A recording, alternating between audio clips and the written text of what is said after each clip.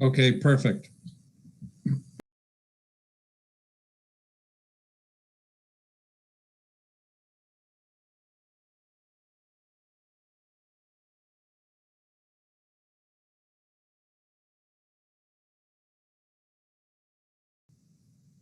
Thank you, Dave.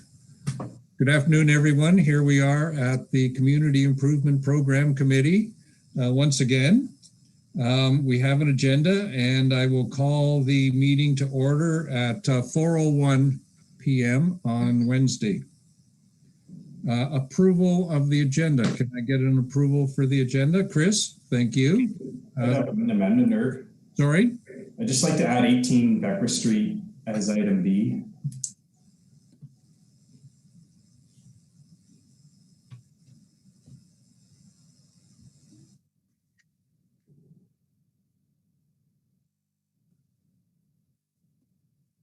Where would you like it placed in there?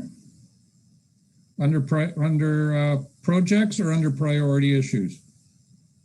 I guess priority issues. Sorry, I got. Okay, priority issues it is. Okay, thank you. Anything else to add to the agenda, Mary? Sorry, I just need clarity. Would you like to discuss that after our report regularly scheduled, or do you want to discuss this first? I'm okay after, but whatever is easier for people. Okay, let's do it after. Sounds good. All right, thank you. Anything else to add? No? Can I get a motion that we approve the agenda? Chris, thank you. Becky to second it. All in favor? We're all in favor. Thank you. Adoption of the minutes from our last meeting. So I hope everybody had a chance to take a look at them. So that was our meeting of May the 12th. Any concerns regarding the minutes? No? All good? Can I get a motion to adopt the minutes from our last meeting? Janet, thank you. Seconder? Dorothy, thank you. And all in favor? Yes, thank you. We're good. All right. Approved. Disclosure of any monetary interests? None? Okay, thank you. And project updates, Mary, none from any of the projects? Nope. None at the moment. Okay, perfect. Okay, priority issues. Recommendations to streamline applications. I guess after our last meeting, I had some concerns and some thoughts. And I guess my concern was, as of this meeting, we're going to be doing 4 meetings in a row where we have not contributed to our community, to Smiths Falls or the businesses downtown, help anyone out. 4 meetings in a row, and that's concerning. And I just wondered whether there was anything else we could do to help move things along, both from the standpoint of ourselves being efficient and effective, but also linking with the businesses downtown and what could we do.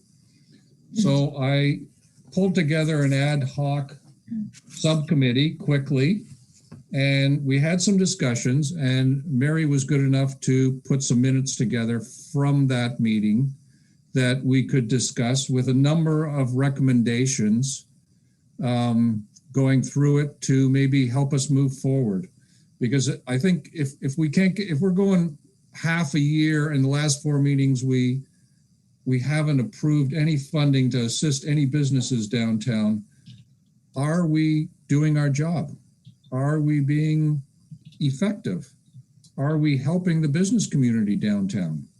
So we tried to answer some of those questions to help move us along. And I'd just like to discuss this report and look at the recommendations, each of the recommendations that was suggested in the minutes, and decide whether we want to move with those recommendations, change the recommendations, or the recommendations aren't where we should be going, and eliminate them.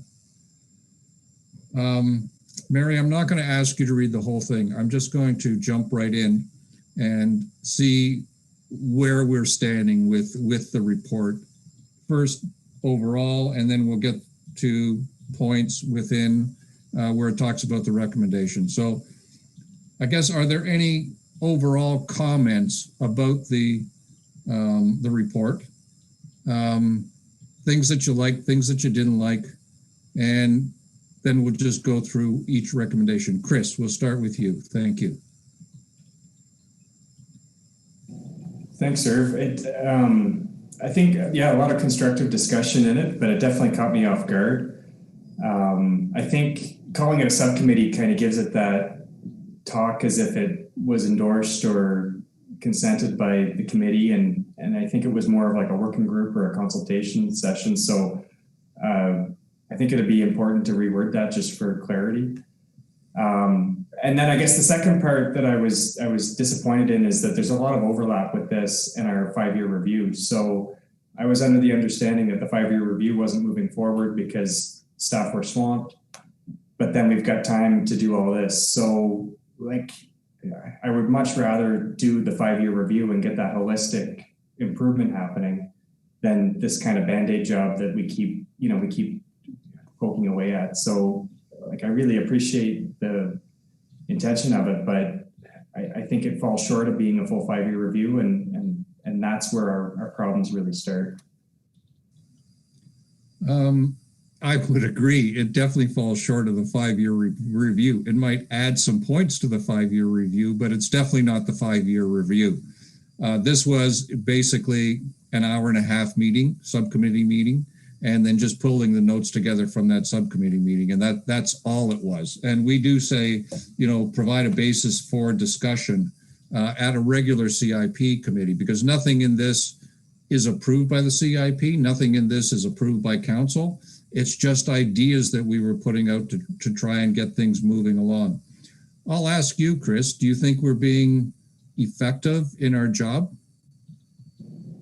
I don't think our effectiveness is measured on the amount of funds we dish out. I think our effectiveness is measured when somebody's walking in our downtown core and they say, wow, that building really pops. And then they see that CIP board in one of the lower corners of the windows. So I think that's when we're really effective. When you walk by an average building with an average kind of status quo quality of improvement and you see that board in the window, I think that's where people say, why is my taxpayer money going towards this? But I know that's more of a niche view. So, okay, thank you. Any other comments overall about the report? Okay, then I'm just going to jump right into the recommendations.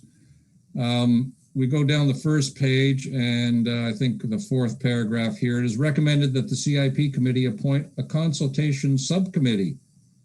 I think the idea here was our last couple of meetings, just a second, Chris. Our last couple of meetings, we've had some issues around the table, different viewpoints, and we just didn't seem to be pushing things ahead. And the thought was that if a subcommittee reviews the applications first, then we might be able to kind of get things back to the applicant before it comes to the CIP committee. And I'm not saying the subcommittee would cover every angle, because I don't believe that it will. But if we can cover some of those angles, it might assist things going forward. Chris? I really was happy to see this. I think it's something that we've moved away from, where it used to be where we'd have 1 month sometimes set aside, or we'd have a special meeting set aside where we'd go out as a committee and visit the site, give feedback directly before they'd submit their application. And then when we got the application, it's just, they really knew what we were thinking, and it seemed to move faster. I don't know why we moved away from that.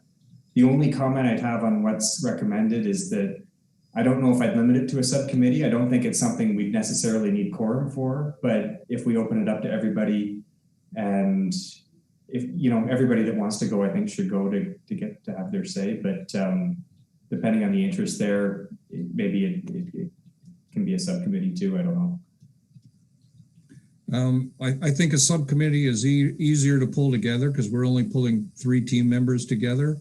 I think you're suggesting something a little different, and that is going to visit the site that the application has come in from, or the application will shortly come in from, and discussing it ahead of time by the whole committee, which is kind of a separate idea. Maybe we want to add that to some of our recommendations. I don't know if the idea is the same thing, but it might be. It might be. Any other thoughts on the subcommittee? Becky, do you have your hand up? Your picture is very linear and I can't really see some of you. Oh, sorry. Sorry about that. That's okay. I'm just sitting here on my boat, just in case anybody wasn't sure. Just joking. I think the beauty of the subcommittee is, the truth is, Mary and I do a lot of the pre-consultation. And I think the missing link with that is including a couple of board members.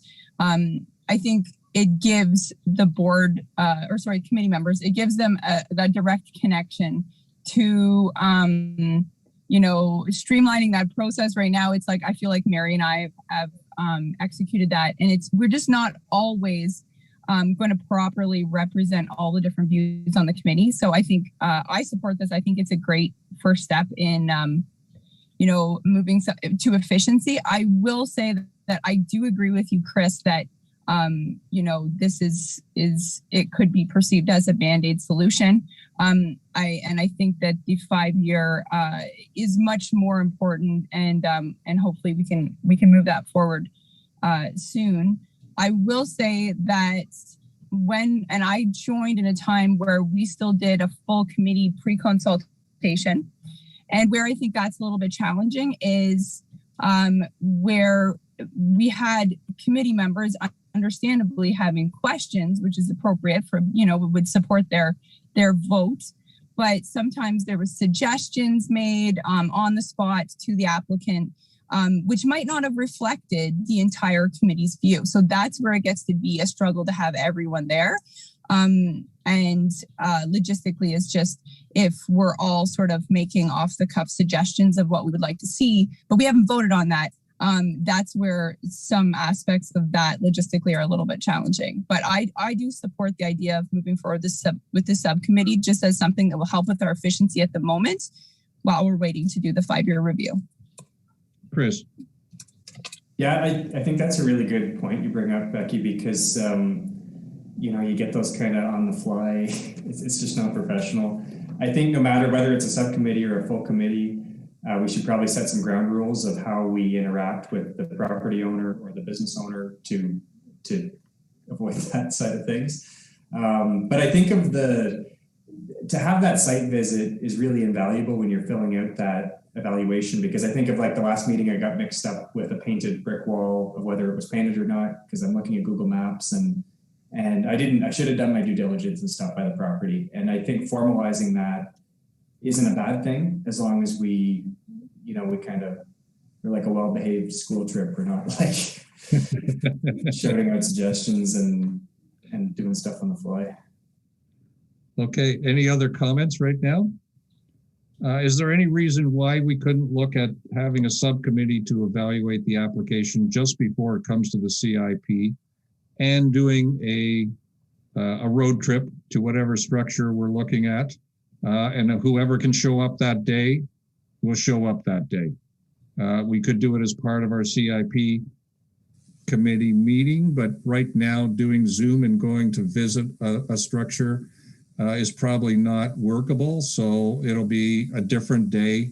We'll do the site visit and then come back and the steering or the subcommittee can review all that information and then move it to CIP committee. Does that sound workable, or is that too much work?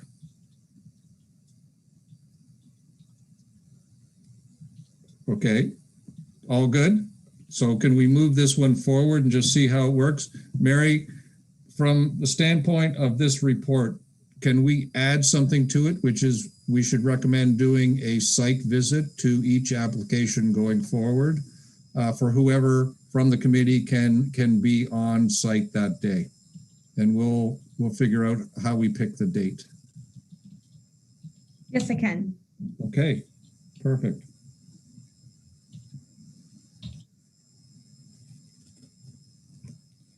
Okay, it's not specifically a recommendation, but it's a very good point in the last paragraph on page 1. Should the CIP committee choose to adopt the process, the CIP incentive program subject to this process would be at the CIP committee's discretion. For example, the committee may decide that all program 1 and 2 applications should consult with the subcommittee, with program 3 to 6 moving directly to the CIP committee for evaluation. I think that would cut down on our work, and we don't get too many items come forward in 3 to 6. If something did come up and it was complicated, we could send it to the subcommittee or whatever. Chris? I don't like that one just because I don't think we've ever done, is it 4 and 6 or the 2 environmental ones that we've never done before? So we'd probably want to take a look at them just because it's the first time. So are you thinking the subcommittee should look at it or just go straight to CIP?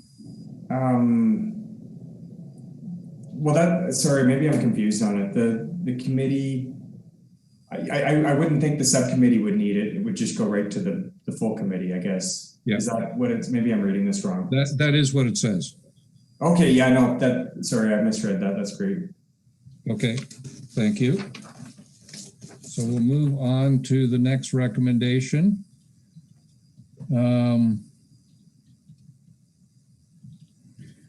And this is really regarding the RED program. And this is I think this is being very proactive. So it's recommended that the CIP committee consider granting a pre-approval for full funding or in part up to the CIP committee for the properties which participated in the RED program project. So we would all look at the whole gamut of properties that were suggested, why they were suggested. Supposedly the consultant who did the program looked at the core design guidelines to ensure that everything that was being suggested fell within those guidelines. And we would kind of pre-approve each one of those projects. And I forget how many there were, 20 or so projects here that were looked at. And kind of the committee would look at each one and either give it a rubber stamp, not rubber stamp, but stamp it as approved, ready to move to council if the proponent wanted to come forward and do something with us. So we would give approval and then go back to businesses and say, we'd like you to participate, but it's up to you. And here's what the program would involve. Dorothy, I'm going to go to you first. Well, I'd like to suggest that before we go wholesale into that we involve the Municipal Heritage Committee in having a look at the results of that project. Okay. I understand it has, or I don't know, maybe now it has gone to council and council has looked at it. Chris, have you got any more information on that? Yeah, I'm not sure if it's coming to council, but I don't think it's come to the MHC or council, so I would definitely endorse Dorothy's suggestion. Okay, so the suggestion is that it should go to Municipal Heritage Committee first before we examine it. Janet? That being said, how many of these buildings were heritage? I mean, if there's only a couple out of the 20, why would we involve them? I mean, that's just a thought, but I mean, maybe they mostly are heritage. I don't know. Do you know, Becky, off the top of your head? Yeah, so they're probably like a third heritage. When I say heritage, I mean we tried to really make them varied. So they're probably like a third, less than half, but somewhere between a third and half would be considered 100-year-old buildings, maybe a little bit more. And so, I mean, I think it's interesting to do that. And to answer the question about council, this has been provided to council because it was basically an operational document, but there hasn't been a presentation on it.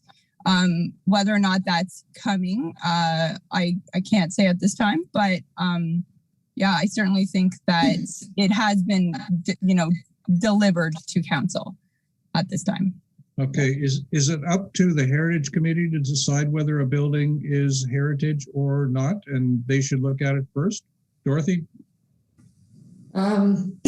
Well, yes, we propose, we research the buildings, we propose then, after all the research is done in consultation with property owners and so on, then we propose to council that a building be designated as heritage. And we have very recently asked council to consider the creation of a heritage conservation district, which would certainly include Beckwith Street. So I think even if the buildings are not designated heritage, everything needs to fit together. So I would like it if, we look at that project through a heritage lens before we proceed with it. Okay, any other comments? Chris, do you want to add to that? You're in agreement, Chris? We should go to MHC first? Okay, perfect. I think we just lost Becky. I'm not sure. Janet, are you okay with that? Okay. Chris, do we need to wait for council to, there she is back, I think. Okay, Chris, do we need to get permission from council to move this to municipal heritage? Hi, Becky, welcome back. Sorry. That's okay. Before we move it to MHC? I wouldn't think so, but I think operationally maybe Mary or Becky, could you, because it's been sent around. I think it's no secret. Like it's been sent to a few different groups. So maybe if we could just get approval operationally to send it to MHC and make sure everybody's okay with that, then we can. Okay, there's one line here that says, talks about property owners. Each of these buildings, were the property owners spoken with before it was kind of put in the project, or they know what's come out of the project, Becky? Yeah, so every property owner and business owner was pre-consulted and agreed to be part of the program, had to sign off on it, and they were provided it first. And, that was, we wanted to make sure that basically we had the support of every business owner and every property owner, because we didn't want this to be a negative experience for anyone, just a positive. So far we've only had great feedback. There hasn't been any negative feedback at this time. Okay, so they are in support of the proposal and they are also in support of the design that was fed back to them? Yes. Okay. Yep. Okay, so Mary, I saw your hand up a minute ago. I was just going to say that MHC has actually discussed this rendering project in the past. It was put on the agenda a couple months back as a correspondence item. I believe it was Lorraine. She actually wanted the MHC to be aware of this project and what was ongoing in the downtown. So I was just going to say that I don't believe that there would be any issue if this has already been made public and run by property owners. This can be added to an MHC agenda for them to discuss as well. Okay, does anyone have a problem with us suggesting or recommending that this be moved to the MHC for discussion and approval of the design or suggestions on where we should go forward? Anyone have a problem with that? Okay, so Mary, maybe we could put that in the minutes. Yep. Perfect. I really like the idea because I think it's being proactive. It's looking at a number of structures downtown. Us looking at it first and saying, this looks great. And then going back to the property owners and saying, would you like to participate in this? CIP has approved. We're willing to put money on the table if you're willing to put money on the table. So I really like this idea. Okay. Down to evaluation of the scores. It is recommended that the CIP committee honors the minimum score threshold identified in the evaluation matrix for Program 1. Application evaluations demonstrating an insufficient score should not be entertained for funding through committee discussion. However, the committee may direct staff on a case-by-case basis to provide a copy of completed matrix to the proponent. So sometimes we have a now this is going to be important that everyone fill out their matrix on the computer beforehand so that we have everyone's proposed or scores in so that we can tabulate whether it passes or not. Because if we only have 3 people contributing, then the score is skewed considerably and we don't know what people are thinking. Chris? This is one of those ones where I think we really need that 5-year review to get a solid policy out of, because I know there's mixed opinion on the committee. One other member that's not here too, at least, that you get a lot of out of the discussion. So by submitting the score beforehand and it's a cut and dry, this is what it is. You know, sometimes you figure out new information as the discussion goes, and you want to change, raise or lower your score. So by locking that in beforehand and having that really black and white, I think, what's the point of even having a discussion at that point, right? We might as well just tally the score and send a report to council. I think the second part of that, I want to understand better if there's somebody who wants to put up an amazing sign or, I don't know, new lighting, but it's just one very small project. They only want $600 or $1,200. Would they still pass the matrix? And will we still be able to push those smaller projects through?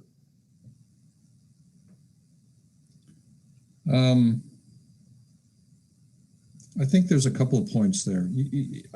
It's important that we have a chance to discuss things, but I think we tried to introduce the matrix by computer ahead of time to try and shorten the time for discussion and going through every point during a committee meeting, because they're long enough as they are.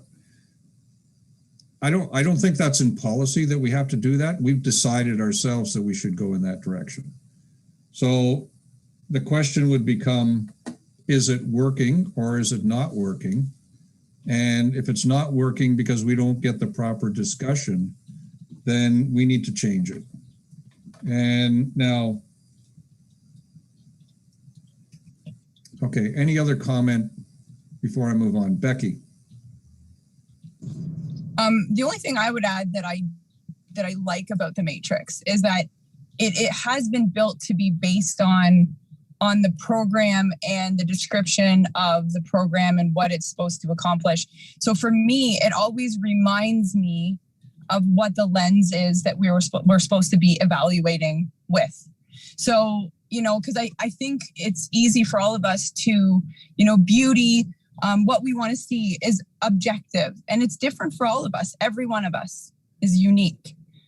And so this is a difficult job. So, you know, we could look at the matrix if we feel like some of those questions are off base with the direction we want to go in. But for me, what I like about it is it always brings me back to what the CIP is supposed to be trying to accomplish. And I guess, and it's always a reminder, like pedestrian, you know, viability or environmentally friendly, accessibility. It's just constantly reminding me of the importance of those things over just, you know, beauty of what I might think is beautiful. And I think for program 1, the matrix has been vetted by a subcommittee, approved by the CIP committee, approved by council. And Mary, you could correct me on this, but I think we're each supposed to do a matrix or complete a matrix before we do the group matrix.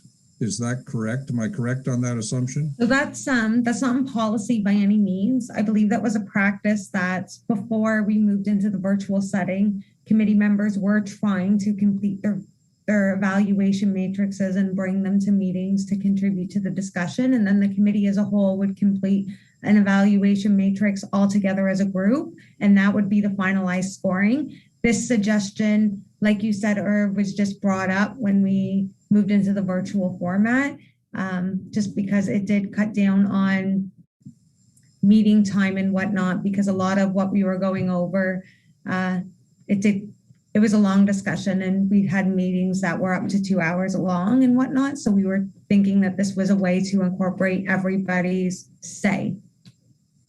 Perfect. Chris? Maybe a way to streamline it would be fill it out beforehand. We go over the average score, or even, you know, if we filled it out a few days before the meeting and we got sent the average scores, then we go into that meeting knowing, okay, this scored really low. I think this, you know, it's only got a 2. I think it should be a 4. I've got my case to present to the committee of why it should be a 4. And then when we have that discussion, it's really focused on just what the discrepancies are between different members. They can make that pitch, we can vote on it and move on. So it kind of gets the best of both worlds, but it still gives us that flexibility. And I think that is what we're trying to do with it. Janet, did you have a point? I was just going to say, once I've done the matrix prior to coming to the meetings, for the most part, I'm on one side of the fence or the other. I'm not sort of in the middle. So any of the discussion has not really waved me to that, to the degree that it would take me from a 1 to a whatever the top is. You know what I'm saying? So we do spend a lot of time. I mean, obviously, if we're coming in with like a 30, for the most part, everyone's thinking in the same vein.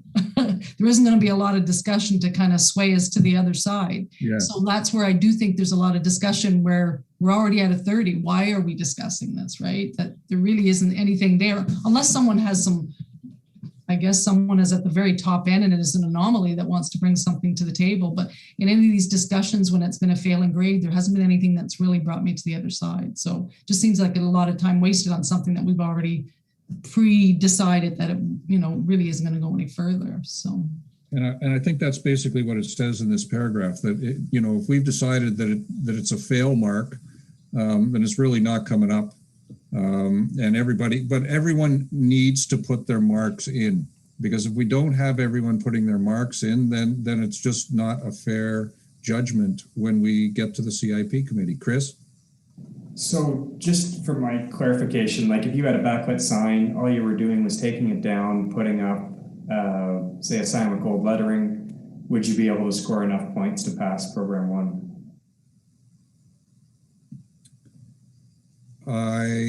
I'm not sure. I'd have to take a look at a matrix and try and figure that out myself. Like that's the kind of small project I just don't want to see us missing out on, or not even coming to the committee level, because maybe somebody, I remember we lowered the threshold from $2,500 to I think 500 because there was some interest in the business community to get that small, just for those smaller projects. So I don't want to negate those smaller projects by changing the rules on them now. Well, with a sign or a smaller project, would a lot of those points that we have on the matrix would be not applicable? Does that mean that it wouldn't pass, Mary, or that it would pass easier because they're not applicable? So when a section is deemed non-applicable, the weight of that section is actually taken out of the final score. So if the entire evaluation matrix is deemed applicable, it's out of 100. But let's say that part 1, which is weighted out of 45, is deemed non-applicable, then it would actually be out of 55. Okay, Chris? So I guess the only comment on that then is let's get a standardized survey for that. Like if there's an application that's got a bunch that's not applicable, let's have that removed for everybody so that we don't have, half the groups filled out 3/4 of the sections and the other half's only done half the sections. And then there's that discussion on, is it a 0 or is it a non-applicable? And if it's contentious, we can discuss it, but at least it standardizes it from the start. Who's going to make that decision, though, that which point was non-applicable? I guess Mary and Becky would have to as part of that, or that pre-consultation subcommittee, maybe. Could be.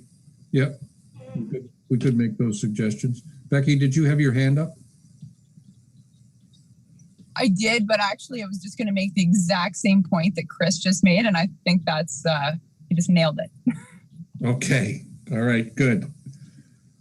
Okay, so let's move this ahead, that if we look at something that's just signs or lights or whatever, maybe the subcommittee could get together and take a look at that, decide which ones are going to be non-applicable. So if we're looking at a point with doors and windows, that's not applicable for lights.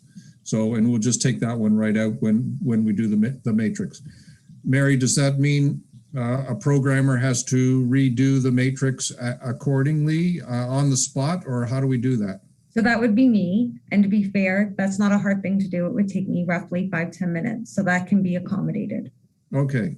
Okay. So let's look at that. The subcommittee would look at it ahead of time if it's a small project, and then we'll decide what goes in and what doesn't go in. Okay. Thank you. Okay. Page 3. It is highly recommended that the CIP committee exercise the ability to motion conditional funding recommendations more commonly. Conditional approvals will lead to shorter evaluation processes and less frustration with applicants frequently revising applications to meet the CIP committee suggestions.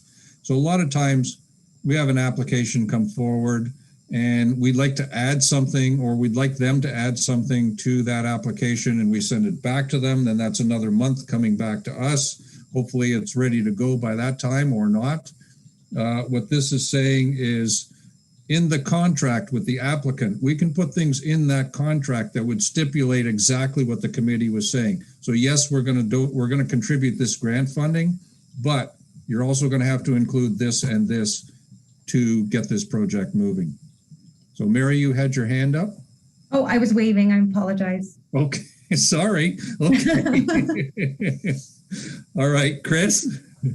I like this idea. I'm wondering about who does the QA/QC on it afterwards, where I'm thinking of the house on William Street that we gave money to. I don't know if they got the money or not, but we were going to give the money for a wood to fill in the door with decorative wood, and it's that plastic stuff now. So like, as long as we get that follow-up that to the degree of detail that the committee articulates, I guess when they approve it, it actually gets followed up on, because that's the only part.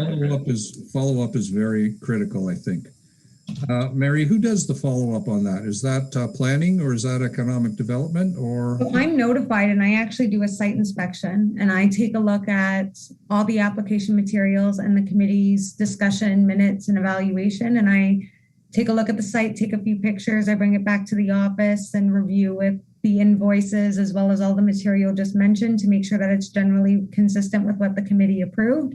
And from there, I give all the information to Carl and advise him of my findings along with the check request, and he signs it if he deems it appropriate. And then we basically goes through the process to cut the check. Okay. Any other questions on that, how it gets done? Okay, let's try and do this as part of moving forward. And if we find that it isn't working properly, then we can withdraw that. But we have a lot of applications come forward that we could just put in the contract, here's what we want to see, and move it back to the applicant to either sign or not sign. So let's move that one forward. All right, last recommendation, I think. It is recommended that the CIP committee opt for orientation once per year to ensure this information remains fresh for recollection. So I think what we're saying here is maybe we need an update once a year just to refresh our minds on what the CIP is all about, what the process is about, and what the policies are all about. And I'm just going to give you one idea here. A couple of days ago, I was talking to Mary, and she was saying that program number 2 has a minimum threshold. So the investment has to be 20,000 and our minimum grant capability would be 10,000. I have either forgotten that or not remembered it, or it slipped my mind, whatever. But I think that's a good point, that once a year we should be going over this as a committee. When we start a new committee at the beginning of a council term, we do training, and we have new members come on board. We do training, but I think once a year, I think some people would like to have it more than once a year, but I think if we do it once a year at the beginning of the year, maybe in January, for the whole committee, that might be prudent of us to follow through on. Any comments on that? Okay, perfect. Okay, I think I've covered all the recommendations.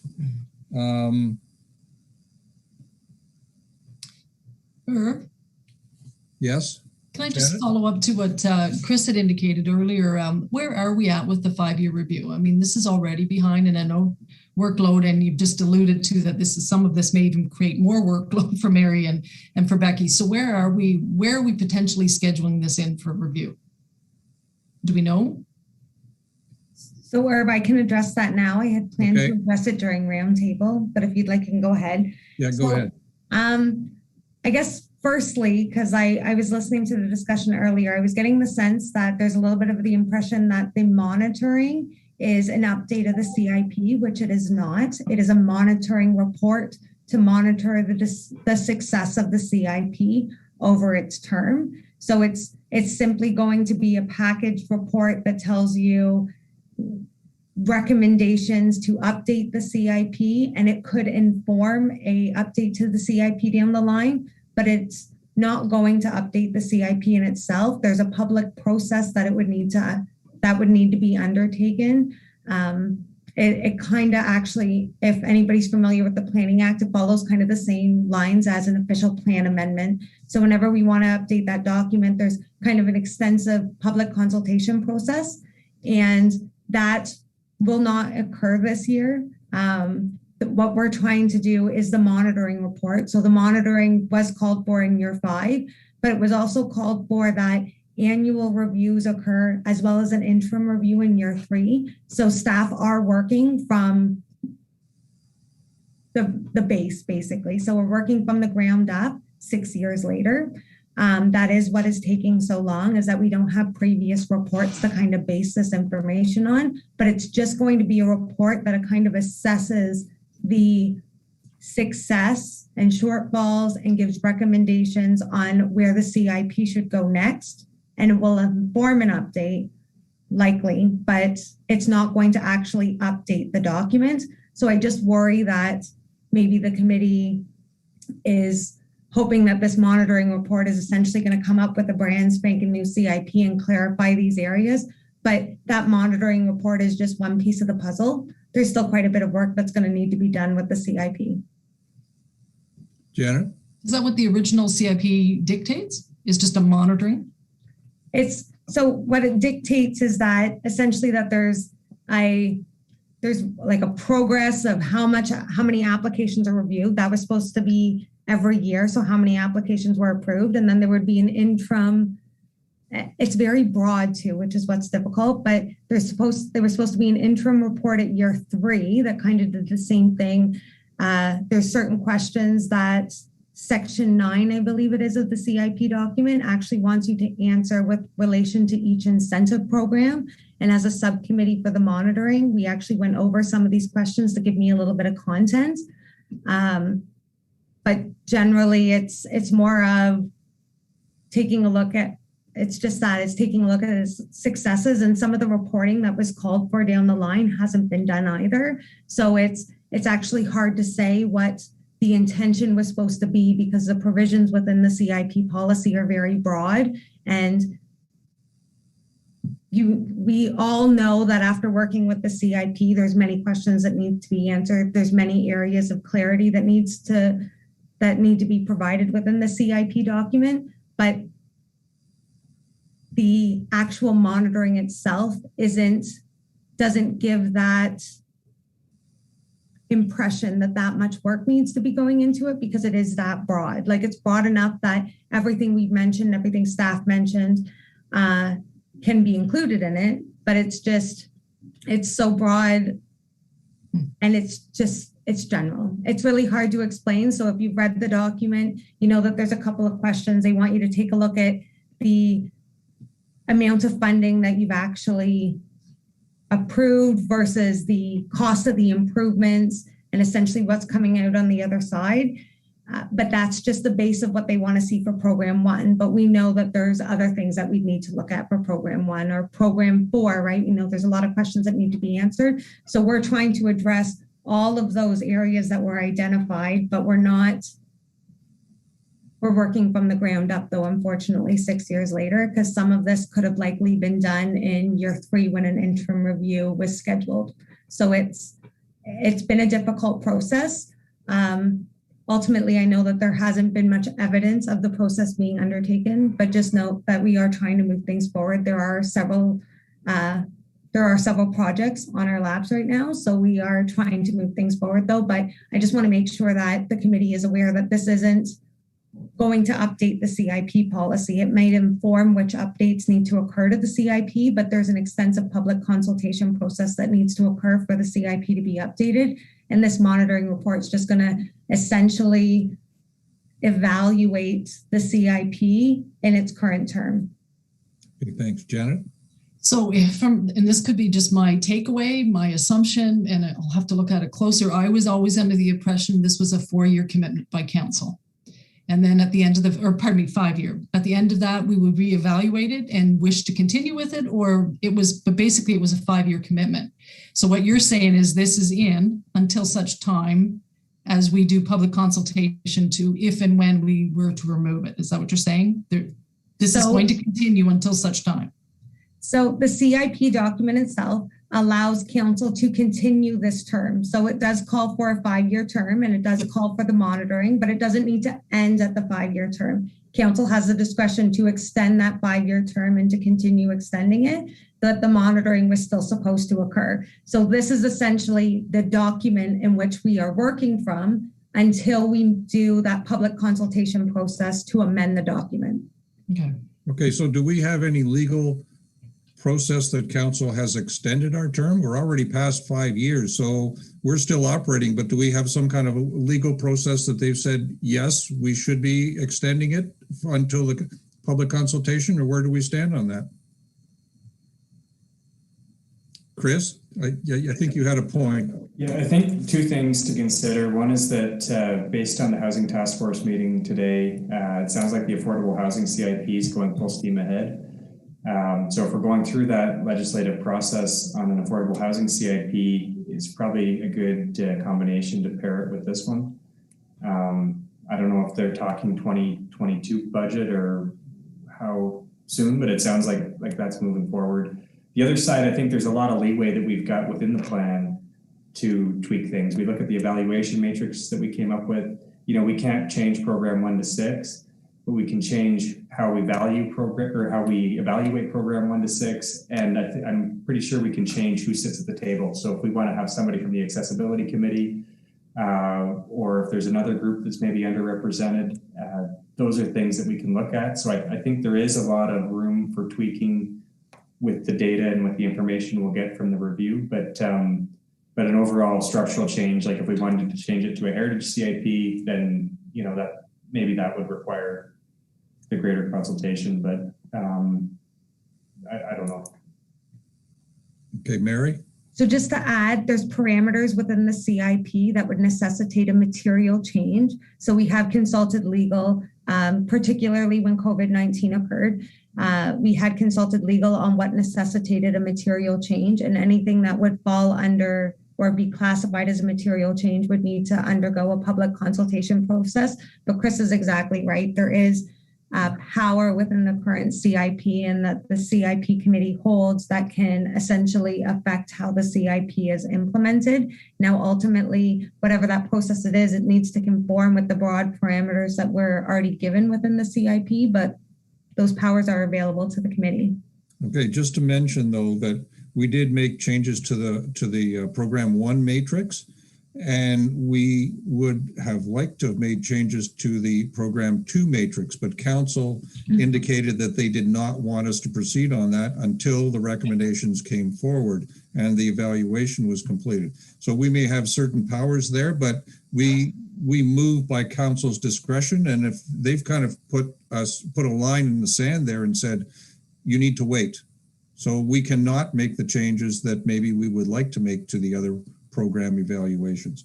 But I'd still like an answer from the standpoint of, if we only had legislative authority to move forward for 5 years from council, do we have to go back to council to ask for approval to keep moving forward, or do we have it? And I don't see any hands going up that have an answer for that. So maybe we need to try and get an answer. Chris? I think if council's allocating funds in the budget, this is a separate line item. It's considered, it's not like an operational number where it's just been tacked in there. Everyone on council's read it when they read the budget report. So I think there's implicit consent through that. Okay, Janet, you're okay. I was going to make the same point in the same respect. It's year by year now. Before they committed to 5 years, now it's each budget time we're discussing it until such time as they make more of a long-term commitment. Okay, thank you. Okay, when is a draft report, do you think, is going to be ready, Mary? some kind of a draft for us to look at. I know I'm putting you on the spot. Yeah. But I don't want to give you a non-answer. The fact of the matter is what I would like to tell you right now is that I have another big project that's very close to the finish line right now, and I'm having difficulty moving it off my desk. It has consumed more of my time than the monitoring. The monitoring is essentially next in line. And I was just saying to Carl today that as soon as this project is off my desk, that the monitoring will be able to receive my full attention. So I can tell you that there is something else on my plate right now that is preventing me from giving it the attention that it so well deserves. But I'm very close to the finish line on this one project, and I'm hopeful that it will get my attention and that we will be able to have this monitoring report completed by the end of the year. Ultimately, there was some pressure at first to get it done a lot faster, but there's been some application pressure and everyday application and workload that it's not feasible at this point. Okay, so are you saying December or March? Like March 2022? Yes. Yeah, no, I would like it by the end of this year. So I mean, by all means, I would like that in front of council before council is making concrete budget decisions. By all means, I don't want us to go into another year with the CIP without having that information reviewed and in everybody's hands, so that it is a priority. It's just unfortunately not as close to the finish line as this one that we're trying to get moving. Okay, there's many levels of priority. Janet? There is. I was just going to make, and Chris can probably maybe allude to this, but I think it's council's expectations before they commit to maybe going to the next budget discussions that we get some sort of feedback on how this is. I mean, they kind of made the decision this year because the review hadn't been done. But I think if you go back at another budget year, there may be a little more pushback from council. That's just my take on it. Chris may say something otherwise, but yeah. Okay. Okay, any other comments on that one? No? I'd just like to take note of the last paragraph here. And generally it says that, we have to be prudent with what we're funding and how we're spending taxpayers' dollars, but it is our job to move money forward and help the town move forward. And I know there's many ways of evaluating that, and I'm not going to go into that, but it's not our job to save money. It's not our job to put money in the bank. It's our job to put money into the hands of people who can improve this town, our community, and that's why we're here. So I'll just leave it at that. Mary, we've got a document here. We've made some suggestions, some additions to the document through the minutes. Do those suggestions also go in this document, or they just go in the minutes and that's it? Like, do we pull things together? So this would be considered a report, and this would be the discussion. So this would be in the minutes. I'm not sure how you would like to go from here. I've heard, as you said, there was some modifications and whatnot. Ultimately, staff need to be provided direction and a motion. So what could be done, or maybe with your help, is that I develop a revised report, but then maybe under each heading, we can include any motion to move forward. I know MHC, I can take the render deck to MHC without a motion. Maybe if I receive feedback from MHC by that time, then we can bring that feedback forward to CIP for discussion on that one item regarding the pre-approvals for the render deck. But you and I can essentially work together to incorporate these suggested changes and then maybe come up with suggested motions to run past the committee, and they can choose to adopt it and amend it as needed at the next committee meeting. Okay, that sounds good to me. Everybody okay with that? Yep, okay. All right, we'll move forward on that point. Okay, priority issues number 2. Chris, 18 Beckwith Street. Thanks, Irv. And unfortunately, I've got to get down to Legion, so I'm going to have to run. I'm going to put it out there. We had this agreement in principle that we emailed about, and it concerned me because it included program 2, but we already killed program 2 for that project. So to agree or disagree to that without any discussion, I found it a hard corner to be put into. I'm not sure really what we did agree to, but And then there's also aspects of the previous discussion that weren't included in those bullet points. One would be the two-tone paint color. Another would be the boarded up window. So just by endorsing that as a committee through email without the opportunity to discuss it, have we put ourselves into a corner where we're going to have to agree to something that's a compromise in the future? But unfortunately, I'm late for another appointment, so I go. But if there's any discussion on that, I'll definitely watch it. Well, once you leave, we will be out of quorum. But I think all we were looking for is a discussion point with the applicant as to what we might look at, not an approval, not a stamped approval saying, yeah, we're going to go with this because it hasn't been discussed by CIP. Just a discussion on what might happen. Now, saying that idea that we moved forward regarding the hardwood floors and the windows, there's no way that's going to fall within the minimum capacity of Program 2. It's not going to be a $20,000 project. So we won't be able to even approve it because it's not a $20,000 project. So I'm not sure where we're going to go with that one. I think maybe Mary and Becky and I can have a chat at some point here to see what we want to do, but that's definitely not moving forward right now. And if we can do something else for the next CIP, we will. And if we can't, then our hands are tied. Okay, that's really great, Irva, because I was really worried we're being asked to approve something in Program 2 that the committee has explicitly not endorsed in public and then is against the policies, or, you know what I mean? We didn't know if it complied with the policy or not. So anyway, yeah, I look forward to the next update, and thanks for the clarification. Okay, thanks, Chris. Okay, Mary? Sorry, just quickly, you actually still do have a quorum. You have 4, so you still have a majority, which is 50% or more committee members. So you can continue if you'd like. Oh, okay. Janet, did you have a point you wanted to bring up? No, okay. Okay, let's continue. Correspondence items, there's none. Roundtable, let's start with Mary. Anything to add to the roundtable? No, we discussed my roundtable. Okay. Janet, anything to add to the roundtable? Mary, have you had any clarification from the building department about the approval of the occupancy for Hotel Rideau? So actually not from building specifically, but I did hear from the property owner. So they now have occupancy, just relaying the message. They now apparently have occupancy for all 25 residential units in the hotel, and they're expecting occupancy for the commercial unit to be coming up. So I understand that a reassessment hasn't occurred yet. And I know that Vicky's generally aware that she should be watching for it. So all I know at this point is that most of the building is occupiable and that we can probably expect an assessment coming down the pipeline from that. Okay, so good to clarify, because I had a discussion with Bill Black last week. He told me the same as you just did. Yeah. So it was in the town hall today, and I was talking to Sandra Waters, and I said, make sure MPAC's aware of this. She said it's all one building permit. So it has not gotten final, if you will, occupancy. So MPAC has not been notified.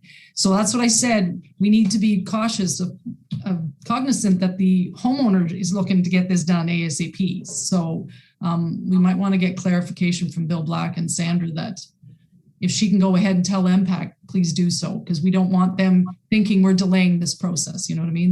The owners. Okay, thank you. Anything else, Janet? No, that's it. Okay, Mary, I'll come back to you. I just wanted to tell Janet that we actually send an automatic report each month through our CGIS system. I'll see if there's any way that Sandra can notify them separately of that, but it's an automatic report that's sent to them. I'm not sure on the back end how the information's pulled, but I will talk to her and I'll see what I can do. Okay. Thanks. Dorothy? No, I don't have anything. Okay. Becky? No, I don't think I have anything. Okay, and I do not have anything either. So our next meeting will be Wednesday, July 14th at 4 o'clock. Can I get someone to move for an adjournment? Becky and Janet will second, and we're all in approval. Okay, thank you very much. Have a great day. That was great discussion today. And so